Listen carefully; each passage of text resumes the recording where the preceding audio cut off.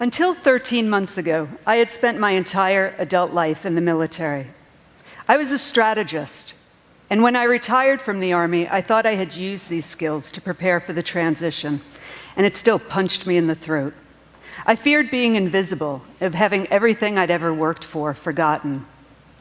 But since I've retired, I've discovered there's a big difference between invisibility and anonymity. Invisibility erases without a trace. I would no longer matter or have meaning. Anonymity, on the other hand, does not erase who you are. It reveals who you are.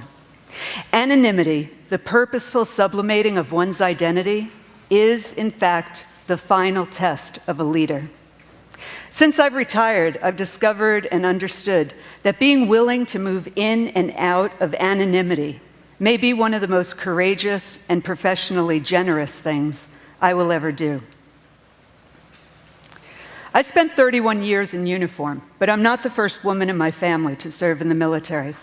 My grandmother served in the United States Navy in World War I, and this is her identification badge. She achieved the rank of Yeomanette First Class. Before her service in World War I, she was a secretary to Theodore Roosevelt during his Bull Moose campaign. Teddy Roosevelt brought that message here to the Hudson Opera House in 1914. After he spoke from this stage a century ago, it's likely that my grandmother signed his name to his letter of thanks for the invitation. She was 17 years old, and signing his name to letters was her job in his office.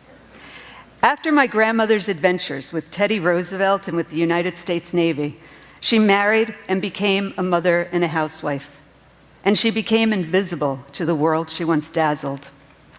When I was a child, I equated invisibility with being denied dignity and meaning, and I decided I would never let that happen to me. We moved around all the time when I was a child, and I was always looking for a place to call my own. I wanted respect and meaning and stability.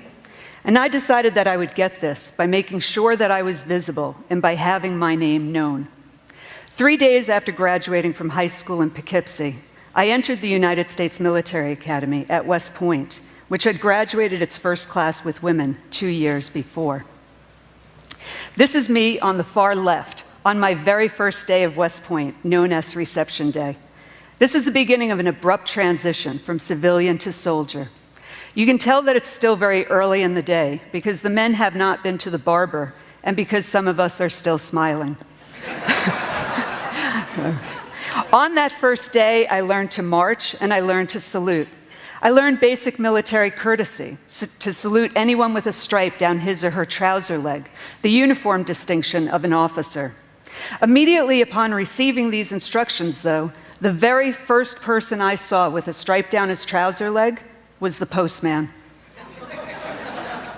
And I saluted. Want to be visible and known? Salute the postman on your first day at West Point.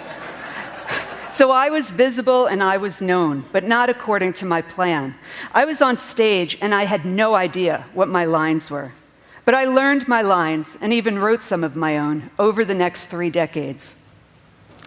Despite that traumatic first day and despite that hair, I graduated from West Point, and I began my service as an officer, and I loved the Army. I had leaders who encouraged me to be authentic and to grow as a leader. I found steadiness in the culture of accountability, which allowed me to lead and inspire without manipulation. I fell short as a leader many times, but I knew and held as truth that leaders don't develop followers, they develop other leaders. I asked the men and women I led to give me everything they had, and they gave it over and over. And then it was my turn to give them the future that they had worked and prepared for. And this meant I had to give them the stage. And this was hard. I had to surrender the stage when I had finally learned my lines and when I had grown accustomed to the applause. But I think this may be one of the things that MacArthur meant when he said that old soldiers don't die. They just fade away. And as I became a more senior leader, I began to appreciate this role of fading away, of stepping into anonymity. In fact, I think that visibility and anonymity are part of the same leadership dynamic. The Army moves you around all the time. Leaders practice transitions. At the beginning, you step up and you are visible. And at the end, you need to be willing to let go and step off the stage. And this is acknowledged by military ceremony. In a change of command ceremony, the old commander surrenders the unit flag to the new commander. These are crossroads for a leader. This is me with my unit flag as an artillery battery commander, passing in review during a parade. In a 27-year career as an officer, this was my favorite job. When it came time for me to surrender my battery, it was to an officer who looked as if he was 15 years old. But I would have had a hard time surrendering my unit flag to MacArthur himself. But Army custom, as well as ceremony, builds a few things into the equation so that no one has to witness that awkward spectacle of an Army captain running off the parade field with her unit flag, refusing to surrender it. The first is that every person is replaceable. Not to our family and friends, not to those who love us, but to the units we lead. Because something could happen to me, I must prepare the men and women of my unit to sustain a transition and thrive under a new leader. This is an element of selfless service. The second is that leaders are expected to fade away, whether or not it's labeled as such. But because there were always new vistas ahead, I never feared becoming invisible in the process. I stepped off the stage into anonymity about a dozen times in my Army career. But each time I had a new job to challenge and distract me until I retired. And even without the distraction of a new assignment, I still had to surrender the stage. I still had to give this to those I led, and I gave it. I gave until it hurt, because I was giving away what fed my ego. Now, ego is one of these things that's a good servant and a terrible master. Ego had propelled me to reach for opportunities and adventures and dreams that often enough came true. But the way you lead tells the story of your values. I wanted to be a leader who helped create pathways to the American dream through service. I had to surrender parts of my ego to do this. And this is why I see anonymity as this last test of a leader. Because those who come behind me can only fully realize their dreams if I fade away. This was taken 4 days before my retirement ceremony. It was in this last transition that I was forced to confront those adolescent ideas I had about invisibility and meaning. And what I've discovered is that it was in each of the transitions of my career that I learned crucial things that made me the person that I am and the leader I am. It was in these periods of anonymity that I developed self-awareness.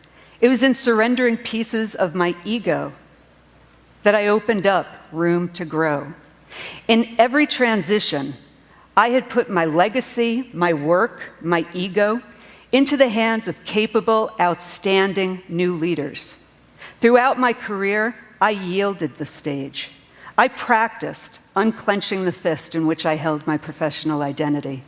And this time around, viewing that anonymity through the lens of leadership enabled me to understand that I have the ability and the strength to move forward.